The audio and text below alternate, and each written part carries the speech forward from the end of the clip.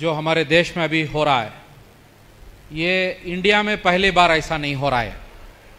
इसके पहले इज़राइल बोलकर एक मुल्क है, इधर ये पूरा फार्मूला उधर किया गया फार्मूला है। ये कोविड के बाद, कोरोना के बाद जो रामनवमी के नाम पर जो हमारे देश में अभी हो रहा है, ये वक्त की इंतज़ार करके थे ये लोग। They were waiting for the time. इंतज़ार करके जैसा वक्त आया तो इसको शुरू किए। ये कहीं कोई टपोरी लोग बैठकर प्रोग्राम करके इसको शुरू नहीं किए। इसको इंडिया का जो एस्टैब्लिशमेंट है, गवर्नमेंट स्पॉन्सर्ड प्रोग्राम से ये देश का गवर्नमेंट इसको चला रहा है। तकरीबन देश के बहुत सारे स्टेट्स में रामनवमी के नाम पर जो प्रोग्राम, जो जुलूस निकाले गए, ये जुलूस का एक मकसद है। वो मकसद को पूरा करने के लिए वो जुलूस निकाले गए। पहला मकसद क्या है? पहला मकसद ये है कि मुसलमान, उसको गवर्नमेंट जॉब्स नहीं मिले, उसको कोई सहूलत नहीं, कुछ भी नहीं, कम सहूलत में भी मुस्लिम मोहल्ला में, मुस्लिम एरियाज में, गेटोस में जाकर मुसलमान वहां खुश है। इंडिया के 80% मुसलमान गेटो में ही रहते हैं। स्लम एरिया से थोड़ा अच्छा, पॉश एरिया से थोड़ा कम, गेटो बोलते हैं उसको। ये गेटो में मुसलमान जाकर जीते हैं। वो गेटो में ये आरएसएस के गुंडे 2000-3000 लोग जुलूस निकालकर उधर जाएंगे। उधर जाकर हमारे नबी के खिलाफ नारे निकालेंगे, हमारे मस्जिदों के खिलाफ बात करेंगे। ये सब करने के बाद एक भी मुसलमान नौजवान या 2-4 लोग आकर उसको रोकेंगे तो उधर जो है हंगामा शुरू हो जाएगा। वो एक बहाना। मस्जिदों पे हमला करेंगे, मुस्लिमों के घरों पे हमला करेंगे, दुकानों पे हमला करेंगे, जलाएंगे, सब करेंगे। उधर मुसलमान रोकने के लिए आएगा तो उसके घर को टारगेट करेंगे, उसके घर को टारगेट करेंगे। क्या हुआ मध्य प्रदेश में? क्या हो रहा है दिल्ली में, जहांगीरपुरा में क्या हो रहा है? विदाउट परमिशन मुस्लिम मोहल्ला में यह जुलूस निकाला गया। यह जुलूस निकालकर मुसलमानों को टारगेट किया गया। सरकार, जो लोग जुलूस निकाले, जो लोग आकर जुल्म किए, जो लोग आकर हमारे नबी के खिलाफ बात किए, जो लोग आकर मुसलमानों पे हमला किए, उन पे कोई कार्रवाई नहीं करेगी। सरकार उल्टा क्या करेगी? इसके घर से पत्थर आया, उसके घर से पत्थर आया, इसका घर थोड़ा इलीगल है, उसका घर का बालकनी थोड़ा बाहर आया है, उसका घर का स्टेयरकेस ठीक नहीं है, बोलकर उसके घर को तोड़ेंगे। मैसेज बहुत क्लियर है। मैसेज बहुत क्लियर है। मैसेज क्या है? दुश्मन के तरफ से मैसेज बहुत क्लियर है। आपको गवर्नमेंट नौकरी नहीं, आपको सहूलत नहीं, आपको कुछ भी नहीं। आप जाकर मुस्लिम मोहल्ला में, गेटों में भी आप जिएंगे, उधर भी आकर आपको हम लोग मारेंगे, उधर भी आकर हम लोग आपको मारेंगे। उधर आपको रोकने के लिए कोई आया, आपको बचाने के लिए कोई आया, उसका घर को तोड़कर हम गिरा देंगे। कल के दिन कोई हिम्मत करके नहीं आएगा आपको बचाने के लिए। आपको बचाने के लिए किसका घर तोड़ा गया? क्या वो चोर थे? वो मक्कार थे? फ्रॉड थे? कुछ नहीं थे। हिम्मत वाले मुसलमान बच्चे वो आकर रोकने के वजह से उनका घर तोड़ा गया। ये फार्मूला, ये कोई इंडिया का फार्मूला नहीं है। इजराइल में यही होता है, ऐसे ही आकर तोड़ा जाता है। बंदूक लेकर आने वाले, पेट्रोल बम्स लेकर आने वाले, तलवार लेकर आने वाले, ये सब आतंकवादी नहीं है। पत्थर लेकर अपने घर की हिफाजत, अपनी मोहल्ले की हिफाजत करने वाले आतंकवादी बन गए इस देश में। टेररिस्ट बोलकर उनको टारगेट किया जाएगा। मीडिया क्या करेगी? उसके बाद मीडिया ट्रायल चलाएगी। ये सब बातों को 30 साल पहले ही पॉपुलर फ्रंट के लोग हम बोले, 30 साल पहले ही बोले यही होने वाला है। आप समझते होंगे ये जहांगीरपुरा में हुआ, आप समझते होंगे ये जो है मध्य प्रदेश में हुआ, आप समझते होंगे ये इधर हुआ। क्या आप समझते हैं कल मैसूर में नहीं हो जाएगा? क्या आप समझते हैं कि ये कल बेंगलुरु में नहीं हो जाएगा? क्या आप समझते हैं कि उधर का मामला है? ये उधर का मामला नहीं है। यह पूरा देश में फैलने वाला है। आज हम लोग इसको नहीं रोकेंगे। आज वी स्टिल हैव टाइम। पानी सिर्फ यहां तक आया है, पानी सिर्फ यहां तक आया है, अभी डूबने के लिए वक्त है। अभी भी हम लोग काम नहीं करेंगे, अभी भी हम लोग जो है इसको रोकने का इंतजामात नहीं करेंगे तो हम डूब जाएंगे। हां, हम डूब जाएंगे, मगर हमारी नस्ल क्या बनकर इस देश में जिएगी? हमारी नस्ल इस देश में क्या बोलकर जिएगी? संविधान, इस देश का निजाम, इस देश का सिस्टम, यह सब कहां चला जाएगा? भाइयों, बात करने के लिए बहुत डिटेल्स है। गेटोस में जाकर, गेटो क्यों बना, क्यों मुस्लिम गेटोस में जाते हैं? Why do they go to ghettos? Ghettos में इसलिए जाते हैं कि वो लोग पॉश एरिया में जी नहीं सकते, वो लोग अच्छे अच्छे एरियाज में घर खरीद नहीं सकते। मुसलमान एडजस्ट करते करते करते करते द एक्सट्रीम एडजस्टमेंट यह है कि उसको 10 आदमी जीने के जगह में 100 आदमी जीते। आज आप जाकर देखो बेंगलुरु के गोरीपाड़िया में, आप देखो बेंगलुरु का केजीहल्ली में, आप देखो बेंगलुरु का डीजेहल्ली में, आप देखो सारे पाड़िया में। यह सब क्यों बना? यह सब इसलिए बना कि दूसरे लोगों के साथ उन्हें कॉम्पीट नहीं कर सकते, उतना कमा नहीं सकते वो लोग। उसके वजह से जितनी बुनियादी बेसिक सहूलत मिलती उसमें एडजस्ट करके जीते वो लोग। उधर भी जाकर हमला करके आएंगे, उधर भी जाकर आएंगे। अब यह प्रॉब्लम है। प्रॉब्लम का सॉल्यूशन क्या है?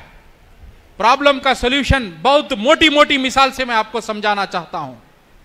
मोटी मोटी मिसाल से, जंगल में 10, 12, 15 हिरन रहते, 15, 20 हिरन झुंड में रहते। भेड़िया आकर उसको हमला कर करके जाता है तो 2-4 सिंग वाले हिरन आकर बोलते हैं, भाइयों हम घास खाना, हम ये करना, हम वो करना सब कर सकते हैं, मगर उसके लिए हम जिंदा रहना बहुत जरूरी है। उसके लिए हम जिंदा रहना बहुत जरूरी है। हम जिंदा नहीं रहेंगे तो कुछ नहीं कर सकते।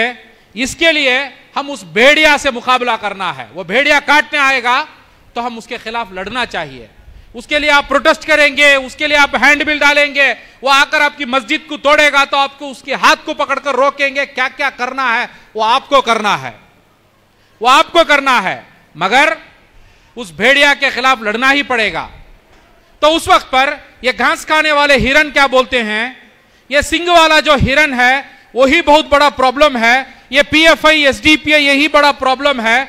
ये एसडीपीआई, पीएफआई खत्म हो जाएगी तो हम घास खा के अच्छा जी सकते हैं, हम सुकून से इस दुनिया में रह सकते हैं बोलकर ये बाकी हिरन बैठकर डिस्कशन करते हैं, मीटिंग करते हैं। वही ये मुस्लिम कौम की हालात है। अभी ये मुस्लिम कौम क्या समझती है? ये सिंग वाली जो हिरन, ये पीएफआई, एसडीपीआई आकर लड़ती है, इसके वजह से प्रॉब्लम है, इसके वजह से प्रॉब्लम है।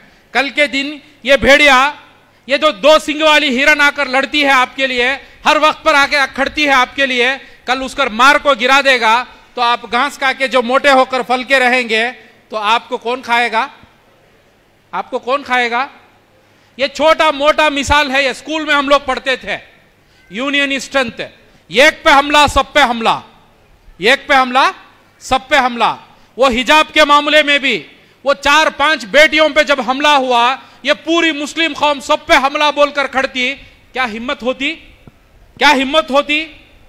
ये मस्जिदों के आगे आकर पत्थर मारने वाले लोग जब पत्थर मारते, बाकी सब मस्जिद के लोग एक पे हमला सब पे हमला बोलकर खड़ते तो हमला होता? होता नहीं होता। हम बोलते कि मैं जमात इस्लामी, हम बोलते कि हम तबलीग वाले, हम बोलते कि हम जो है अहले हदीस, हम बोलते वो, हम बोलते ये, और हम बोलते वो मस्जिद के 4 नौजवान जो है वो ठीक नहीं भाई, उसके वजह से हुआ। ये दीवानों को कब समझा सकते हैं? कब ये लोग जागेंगे? कब ये लोग जागेंगे? भाइयों, आज ये रमजान का महीना चल रहा है। रमजान में एक फैशन बन गया है ऐसे इफ्तार पार्टीज करना, एक फैशन बन गया है।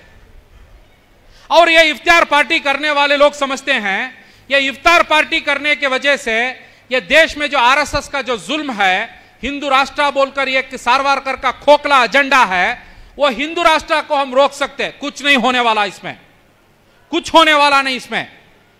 ये इफ्तार पार्टीज ये सब करके कुछ होने वाला नहीं। मैं इफ्तार पार्टी के स्टेज में खड़ के बोल रहा हूं, जब तक हम आरएसएस के एजेंडे को मुकाबला नहीं करेंगे, जब तक हम आरएसएस की जुल्म और बर्बरियत को हम मुकाबला नहीं करेंगे, ये इफ्तार पार्टीज, ये पार्टी से कुछ होने वाला नहीं है। यस, ये इफ्तार पार्टी करना है, ये इफ्तार पार्टी करना है। ये किसको करना है? ये सेक्युलर जो लोग हैं, सेक्युलर जो हिंदूस है, सेक्युलर जो दलित है, सेक्युलर जो क्रिश्चियन है, सेक्युलर जो मुस्लिम्स है, उनके लिए इफ्तार पार्टी, उनके लिए बिरयानी खिलाएंगे। मगर जो तलवार लेकर हमारे मोहल्ले में आएगा उसको ये इफ्तार पार्टी कुछ करने वाला नहीं है। अब ये इफ्तार पार्टी चलाने वाले लोग समझ जाते हैं कि this is the solution to all the problems. India के मुसलमानों के हर प्रॉब्लम का सॉल्यूशन, अभी बेंगलुरु में एक फैशन बन गया, पूरे इंडिया में एक फैशन बन गया इफ्तार पार्टी करना। इफ्तार पार्टी करो भाई, उनके दिलों को जीतो भाई, उनके मोहब्बत पैदा करो भाई, उनके पैर में जाके पड़ जाओ भाई। कितना भी ये हिरण जाकर उसके पैर में पड़ेगा, भेड़िया उसको छोड़ने वाला नहीं। सिंग वाली हिरण के साथ बाकी हिरण जम जाएगा, जिंदा इज्जत के साथ इस देश में जी सकता, वरना जो हो जाएगा वो हो जाएगा, जो होने वाला है वो हो जाएगा। तो भाइयों, मैं बहुत खुशी से ये इफ्तार पार्टी में 2-4 बात आपके सामने रखना चाहता हूं। बहुत खुशी से, रमजान का महीना हमारे तकवे को तैयार करने का महीना है, हमारे इस्तिकामत को तैयार करने का महीना है।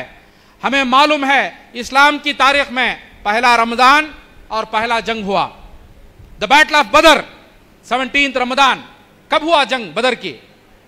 हम रमजान के महीने में, पूरे रमजान के महीने में क्या एक बार दुआ करें ये जेलों में जो मुसलमान बच्चे हैं उनके लिए? पूरे रमजान में दुआ किए? मैं पूछना चाहता हूं, एनआरसी सीएए एजिटेशन में कैसे कैसे बच्चे जेलों में है मालूम है आपको? आईआईटी में पढ़कर बाहर आए इंजीनियर्स जेलों में है, महीना पगार उसका 13 लाख रुपया, 12 लाख रुपया पगार था। यह कौम के लिए कुर्बान होकर जेलों में है वो बच्चे। क्या हमें पूरे रमजान में एक बार उनके लिए दुआ करें? अल्लाह हमें कहां से मदद करेगा? अल्लाह की मदद कहां से आएगी? कौन हमें मदद करेगा? वो बच्चे, एनआरसी सीएए एजिटेशन ये देश का कोई बड़ा उलेमा आकर शुरू नहीं किए। एनआरसी सीएए एजिटेशन ये देश का कोई बड़ा पॉलिटिकल लीडर आके शुरू नहीं किया। एनआरसी सीएए एजिटेशन कौन शुरू किए? जब हमारी सिटीजनशिप हमारे हाथ से छीनने की जो साजिश चल रही थी, उस वक्त पर कौन आकर मैदान में उतरे? वो कॉलेज में पढ़ने वाले, यूनिवर्सिटीज में पढ़ने वाले वो बच्चे आए। पहला कोई संगठन एनआरसी सीएए के खिलाफ कोई संगठन उठकर खड़ा, वो पॉपुलर फ्रंट उठकर खड़ा। हम लोग क्या बोले? Boycott NRC, boycott CAA, boycott CAA. ये कोई पेपर का मसला नहीं, ये कोई सरनेम का मसला नहीं, ये कोई कमा फुल स्टॉप का मसला नहीं, ये मसला आरएसएस का मसला है। इसके आगे कोई डॉक्यूमेंट बताने की जरूरत नहीं है, इसके आगे कुछ हम बताएंगे नहीं। हम इसके आगे उठकर खड़ेंगे, रोडों में आकर हम हंगामा करेंगे, रोडों में आकर हम जमहूरी तरीके से हम आवाज बुलंद करेंगे, हम इनके आगे सर नहीं झुकाएंगे। ये पॉपुलर फ्रंट ने बोला। उस आवाज के साथ इस देश के जो बच्चे आकर खड़े, उसके वजह से 2000 बच्चों के ऊपर केस हुआ। आज भी तकरीबन 1000 से ज्यादा बच्चे आतंकवादी के नाम पर जेलों में है। हाल ही में दिल्ली में एक बच्चे को मैं मिलकर आया, दिल्ली में एक लड़के को मैं मिलकर आया, तकरीबन 3 महीना जेल में था। 3 महीने में 2 महीने जो सेल में था, उधर रोशनी तक नहीं थी उस सेल में। किसके लिए गया उन्हें जेल को? तुम्हारे लिए गया उन्हें जेल को। और उसको मालूम है दुनिया के 13 कंट्रीज से उसको वीजा है, सिटीजनशिप है उसके पास दुनिया के 13 कंट्रीज में। दुनिया के टॉप 12 कंट्रीज के यूनिवर्सिटीज का उसके पास जो है एडमिशन उसके पास उसके टेबल में पड़ा है। वो छोड़कर इस कौम के लिए जेल को गया उन्हें। क्या पूरे रमजान में एक बार हम दुआ करें उसके लिए? पूरे रमजान में दुआ किए, कौन आकर मदद करेगा? कौन आकर लड़ेगा आपके लिए? Who will be there to fight for you? ये जो टपोरी जो मुसलमान लीडर्स हैं, अलग अलग पॉलिटिकल पार्टीज में बड़े बड़े कारों में घूम लेकर, ये सब कौन है ये लोग? क्या उनकी क्रेडिबिलिटी है? क्या है उनके पास? कौम को बेचकर वो लोग यहां तक आए। नहीं बेचते तो उन्होंने रोड में जो है इडली बेचने की, रोड में चीला बेचने का उनका औकात नहीं है। कौम को बेचने की वजह से ये लोग आए यहां तक।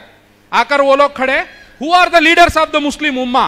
कौन मुस्लिम उम्मत का इस देश का लीडर? जिन्हें आपके लिए लड़ा उन्हें आपका लीडर है, जिन्हें आपके लिए जेल को गया उन्हें आपका लीडर है, जिसके ऊपर केस है, जिसके घर को पुलिस आई, उन्हें आपका लीडर है, ना कि बड़े बड़े कपड़े पहन लेकर उसके साथ 15-20 टपोरियों के साथ बड़े बड़े कारों में घूमने वाले ये कहां के लीडर है। और ये लोग गद्दार है, ये गद्दार थे और गद्दार रहेंगे। ये लोग ये सिंह वाली हिरन के खिलाफ कहते हैं कि ये पीएफआई बड़ा प्रॉब्लम है, ये एसडीपीआई बड़ा प्रॉब्लम है। क्यों मालूम है?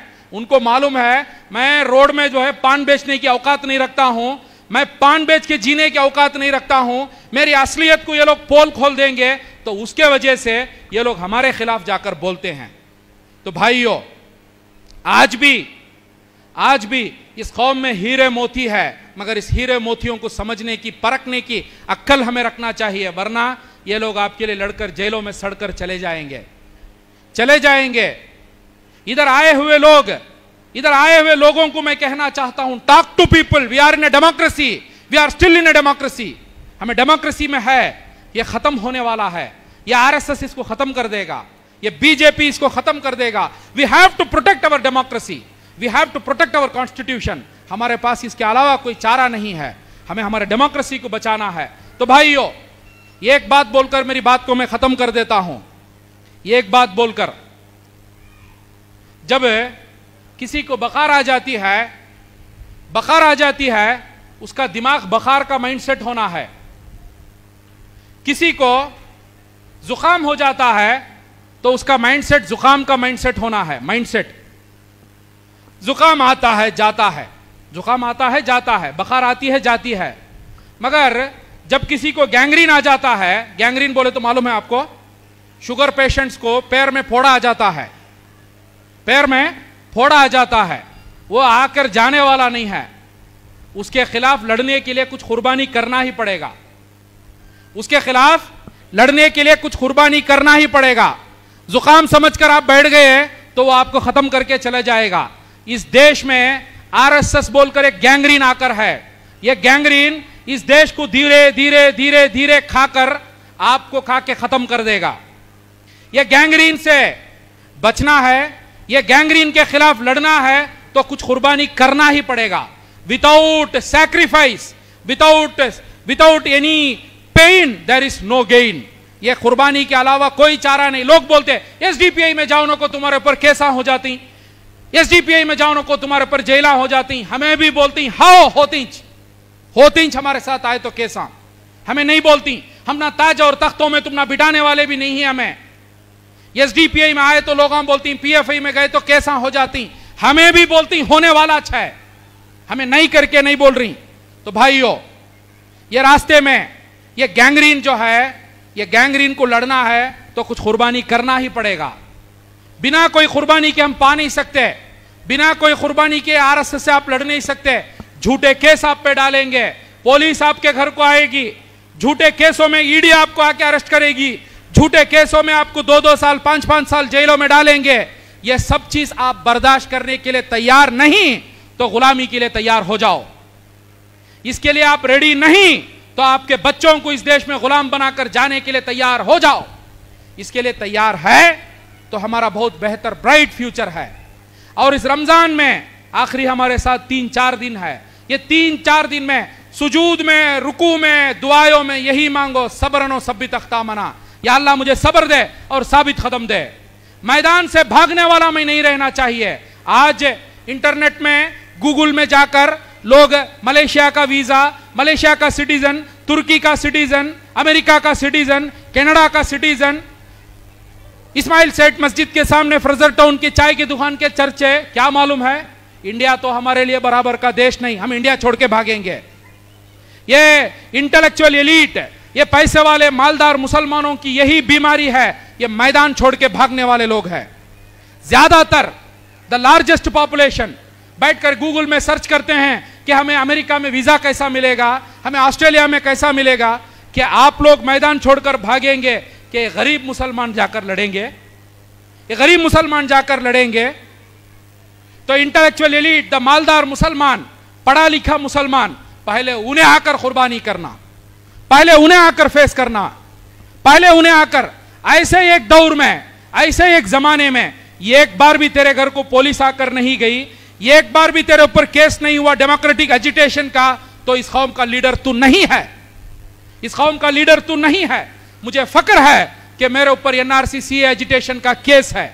मुझे फक्र है कि बाबरी मस्जिद का केस मेरे ऊपर है। मुझे फक्र है कि मेरे घर को पुलिस आकर गई। मुझे फक्र है कि एक दिन ना एक दिन इस कौम के लिए मैं जेल जाने वाला हूं। मुझे फक्र है। ये नहीं है तो उन इस कौम का लीडर नहीं बन सकता। They are not the leaders of the Muslim उम्मा। मुस्लिम उम्मत के लीडर्स, इस देश के लीडर्स वही लोग बन सकते हैं who are prepared for a sacrifice, who are prepared to contribute. नहीं तो तब्दीली आने वाली नहीं है। ये इफ्तार पार्टी से, इफ्तार प्रोग्राम से मैं इतना ही कहता हूं कि हम लोगों को काम बहुत है। We have to work for a better future. हमारे लिए हम वो माइंडसेट के साथ काम नहीं करेंगे तो हमारे देश के जमहूरियत को, हमारे देश के संविधान को हम कहां से बचा सकते हैं। बचाने के लिए वी हैव टू सैक्रिफाइस। यही कहते हुए मेरी बात को मैं खत्म करता हूं। अस्सलाम वालेकुम, अल्हम्दुलिल्लाह रब्बिल